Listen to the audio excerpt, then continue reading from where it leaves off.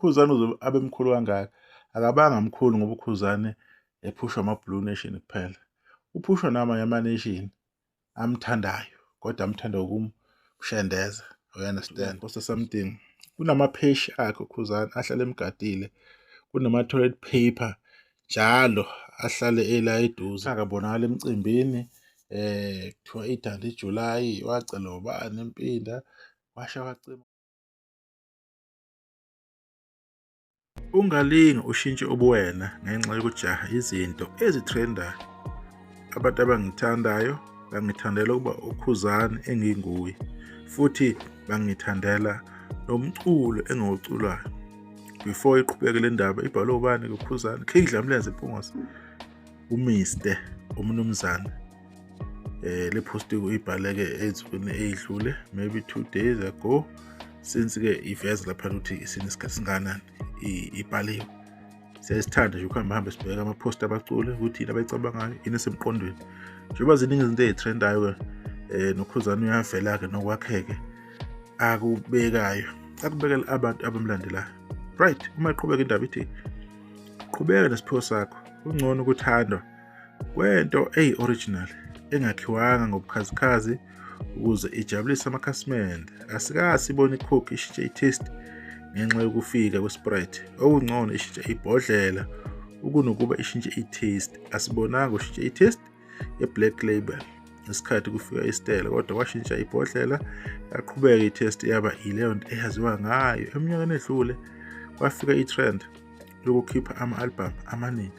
Mina angikaze ngilandele leyo trend, ngaqhubeka ngaba uKhuzani enginguye ne-album eyodwa. Isixhobo esimile ngempela asinyakazi uma kufika umoya. Kuhle ufe uyiphoyisa, ufele ukuba yiphoyisa, kunokufa uyiphoyisa ebelizama ukuba yisosha. Ukuzama ukuziguqula ngoba ufuna ukufana nalabo abathrendayo kungakwenza ube yisahluleki. Isizathu ukuthi wena uyobe uzama ukuba yilokho abayikho, kanti bona abazama ukuba yilokho wena ufuna ukuba yikho. Bona bayikho ngokwemvelo. Buka edanda kwezikaleni, bangena bonke abaculi.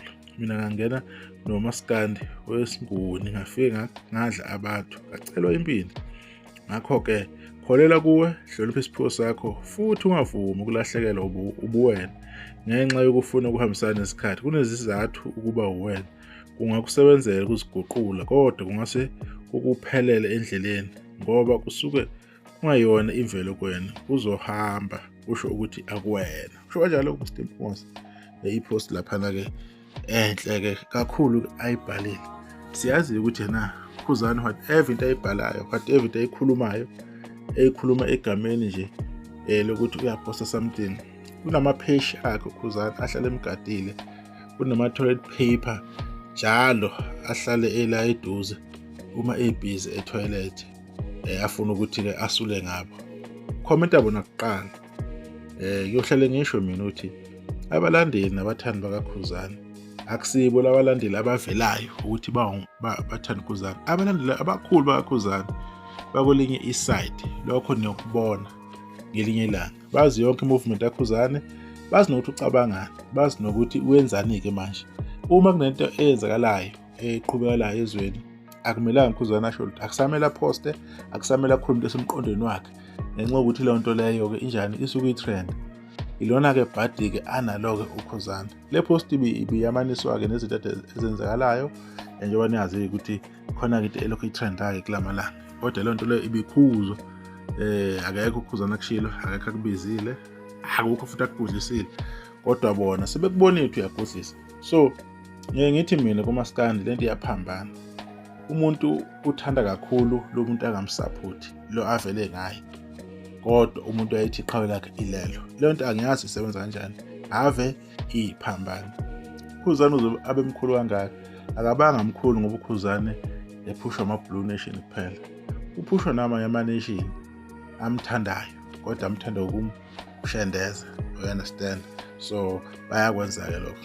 Ngithi mina kuKhuzani-ke kwaba nenhlahla yokuthi-ke athole ukuphakanyiswa okuvela ngenzondo, athole udumo oluvela ngokuthi bayamgxibha, athole ukuphakamiseka phezulu, ahlale eyilo muntu awuyena. Ngabantu abayitshela ukuthi bafuna ukumwisa phansi, bafuna ukuchazela abantu. Baningi abadumile abadume igama lakhe, i-trend futhi iyakhandeka, umsebenzi wabo ubahambela kahle online, amavidiyo abo ashaya khona ngoba baphusha yena. Kunamavidiyo nje kade lokhu enziwa kuthiwa akabonakala emcimbini, kuthiwa idala iJulayi, wacela ubani impinda, washa wacima kwasala iyiqinti. Kube kwaziwa ukuthi laphana kwidala iJulayi ayikho into etheni into eyenzeka, ayikho into ongayibalula ukuthi yena maybe lo ababefuna usingaye kube uye ogqamayo. Akukho kwagqama because laphana kumele kube i-performance, kuyaphefoma laphana, hhayi indaba yokudlala. uKhuzani sewayi-improve i-craft yakhe, so improve umsebenzi wakhe. Manje lokho kuyinkinga ngabantu abaningi, kuyisilonda ukuthi na uKhuzani u-improvile. So akukho abangamgxeka ngakho. Iy'ngoma zakhe abasakwazi ukumgxeka ngazo, ziyadlalwa, ziyatrenda ezinye ama-views nama-streams ayakhuphuka. So kuyabaphelela-ke manje. So yini abazoyi-attack-a? Inkulumo kaKhuzani ayikhulumayo, you understand? Kwaduma indaba yokuthi hhayi imposteni, wayengamposti, kunini echaza. Bekakhulumi ngomuntu okhiphe iy'ngoma ey'ningi. Yikho nje into ebuhlungu ngaleyo kuMaskandi. Kumanje lezo ngoma lezo ngekho sakhuluma ngazo. Kwaba into yaleyo 2 days and a half kwaphela.